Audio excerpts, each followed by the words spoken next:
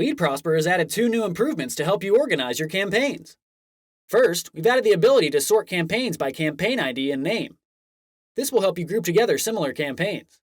For example, if you're in home services and have multiple roofing campaigns with similar names, just sort by name to group all of these campaigns together. Next, we've added the ability to tag your campaigns.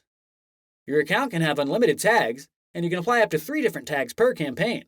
From the campaign view, you can click the Tags button to display certain tagged campaigns. To create a tag, click the tag icon to the right of the campaign and enter your tag name. To remove a tag from a campaign, either click the X beside the tag or click the tag icon, then deselect the tag. To delete a tag completely from all campaigns, click the tag icon, then click the trash can icon to the right of the tag. That's all for campaign sorting and tags. Thanks for watching.